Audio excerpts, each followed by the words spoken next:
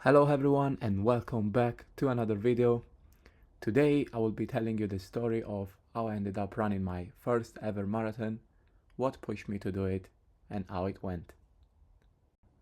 So, if I have to be completely honest with you, when I started running in May 2023, running a full marathon wasn't really one of my goals.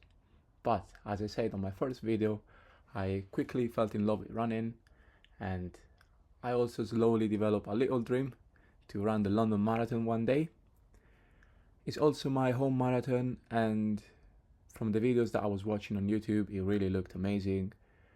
Great atmosphere, and I was always thinking, I would really love to be there one day. I kept doing my runs, I kept training, my times were slowly improving.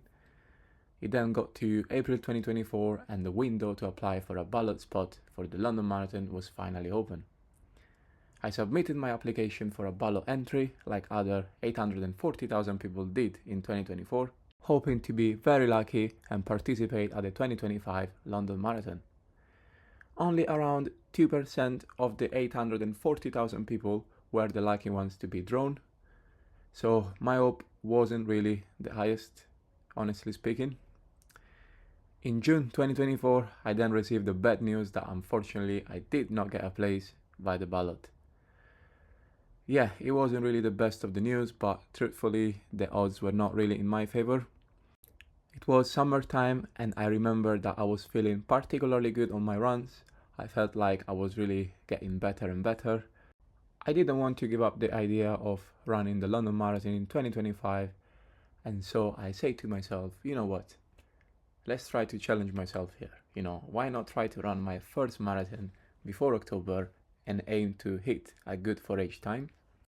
Without further ado, I opened up the London Marathon website for more info, and I understood that the minimum required to submit an application for a good 4H entry in my age grade was a sub 255 marathon.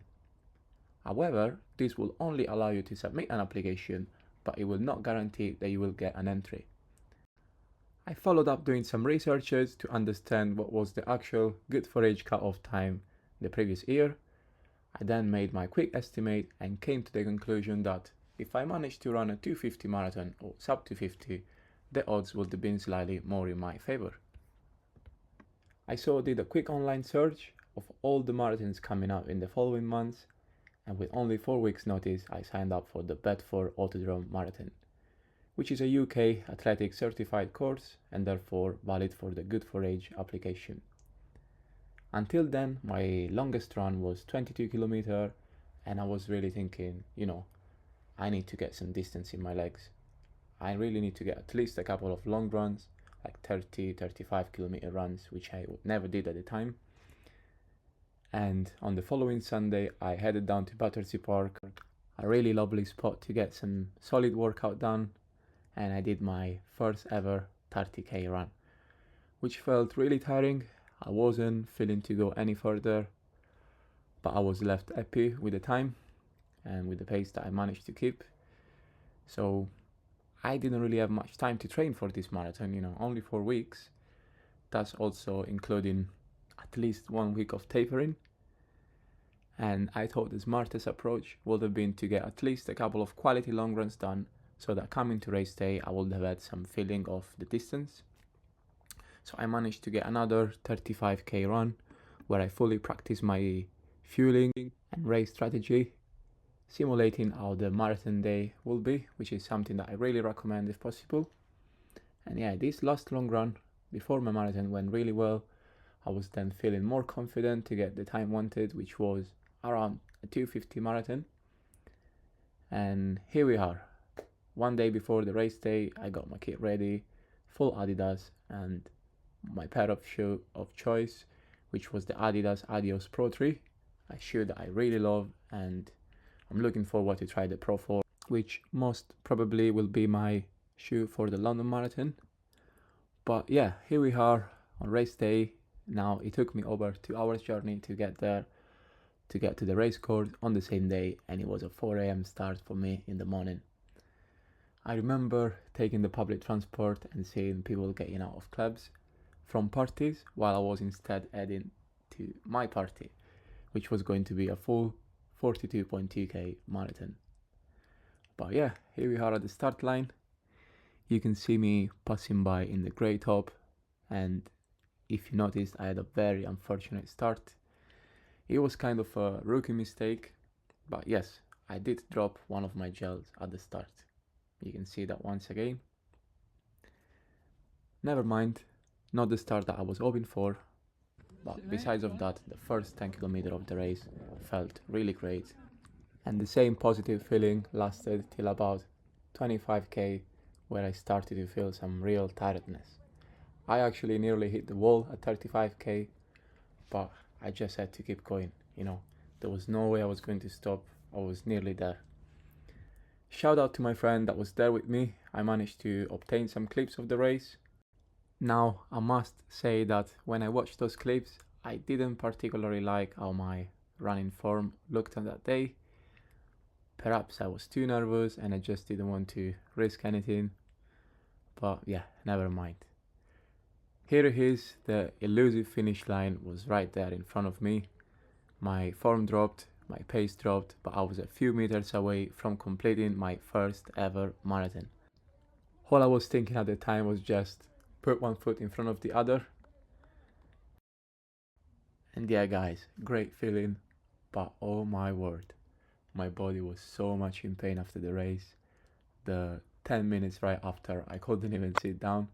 But I was then really surprised to see a cheap time of 2:49.54, so just a sub 2:50 marathon, perfectly hitting my goal. Here we can also see the splits of the marathon. Yeah, I forgot to stop my watch immediately at the end. So we can see that I had a confident start and then my pace dropped towards the end. So it was a positive split.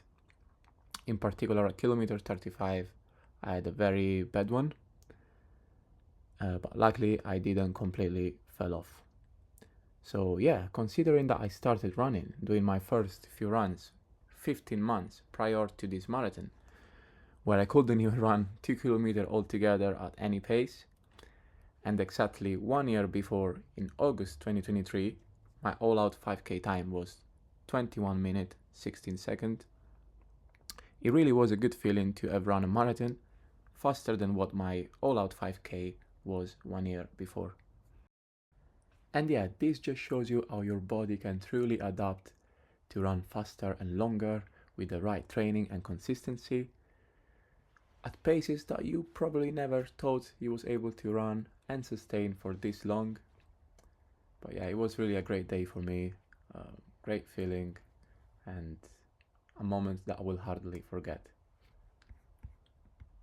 I then waited until October 2024 when the Good4Age application window became open. I submitted my application, and in November I was delighted with an amazing email saying, "Congratulations, you have been selected for a Good4Age entry into the 2025 TCS London Marathon." And yeah, that really made my day and put me in a good mood.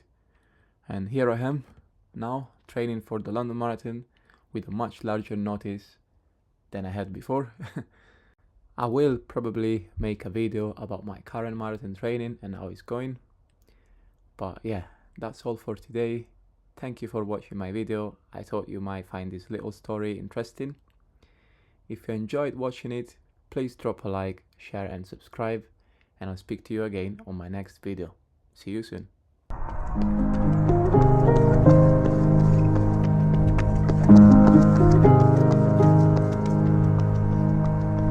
Thank you.